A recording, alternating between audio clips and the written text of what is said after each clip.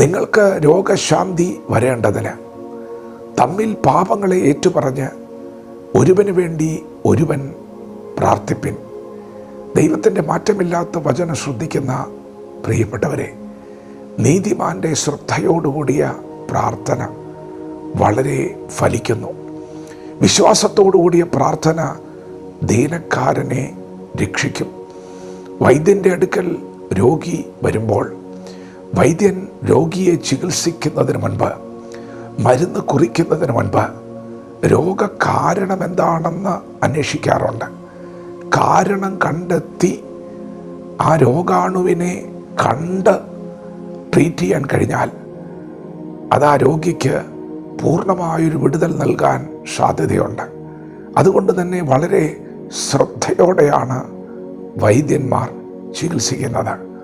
ഇവിടെ ഇതാ നമ്മുടെ നല്ല വൈദ്യനായ കർത്താവ് നമുക്കേവർക്കും സൗഖ്യമുണ്ടാകണമെന്ന് ആഗ്രഹിക്കുന്ന, വിടുതലുണ്ടാകണമെന്ന് ആഗ്രഹിക്കുന്ന നല്ല കർത്താവ് നമുക്കൊരു വചനം നൽകി തന്നിരിക്കുകയാണ്. നിങ്ങൾക്ക് രോഗശാന്തി വരേണ്ടതിന് നിങ്ങൾ പാപങ്ങളെ ഏറ്റുപറയുവിൻ.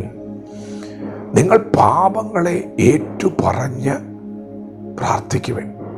ദൈവം പറയുകയാണ്, രോഗശാന്തി ലഭിക്കും. രോഗശാന്തി ഉണ്ട്.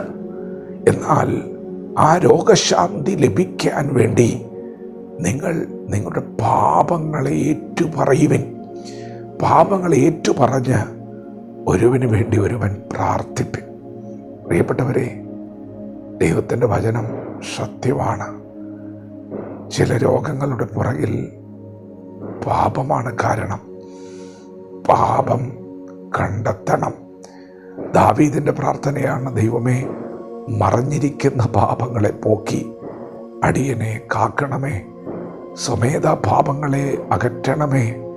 പ്രിയപ്പെട്ടവരെ, പാപം നിമിത്തം രോഗം വരാം. 38 വർഷമായി ബെഥസ്ദാ കുളക്കരയിൽ കിടക്കുന്ന മനുഷ്യനെ തേടി യേശു വരികയാണ്.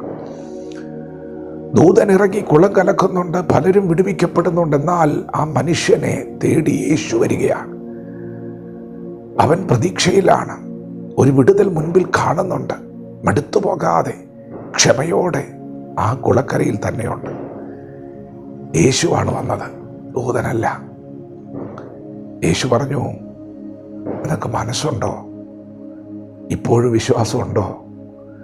ഇപ്പോഴും സൗഖ്യമാകാൻ മനസ്സുണ്ടോ? മടുത്തു പോയോ? ക്ഷീണിച്ചു പോയോ?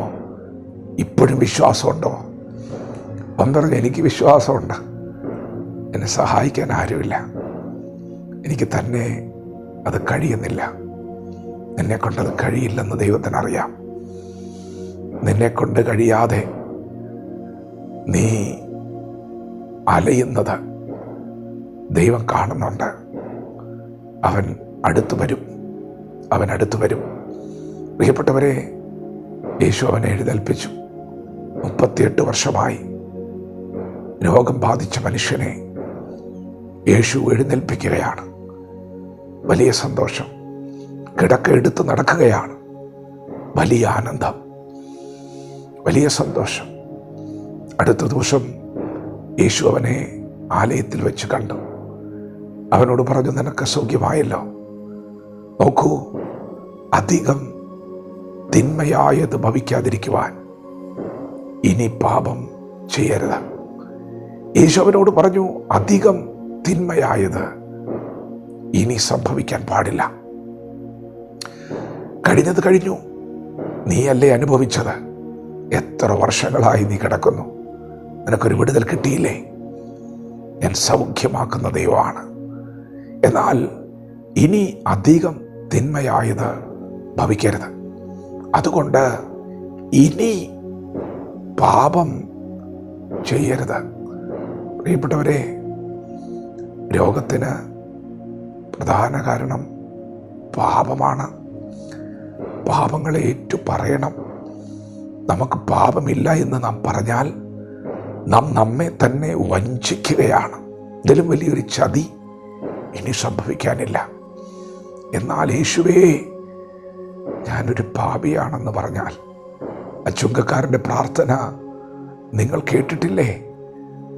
ദൈവമേ, ഞാനൊരു പാപിയായ മനുഷ്യനാണ്, എന്നോട് കരുണ തോന്നണമേ എന്നുള്ള നിലവിളി സ്വർഗം അംഗീകരിച്ചു. അങ്ങനെ പ്രാർത്ഥിച്ചാൽ യേശുവിൻ്റെ രക്തം നിങ്ങളെ കഴുകും. നിങ്ങൾക്ക് രോഗശാന്തി ഉണ്ടാകും. രോഗബന്ധനങ്ങളെ ദൈവം അഴിക്കും. പാപങ്ങളെ ഏറ്റുപറഞ്ഞുകൊണ്ട് പ്രാർത്ഥിക്കുവൻ. വചനത്തോട് പ്രതികരിക്കാം. ദൈവം നമ്മെ ഓരോരുത്തരും ഈ പകൽ അനുഗ്രഹിക്കുമാറാകട്ടെ. ആമേൻ.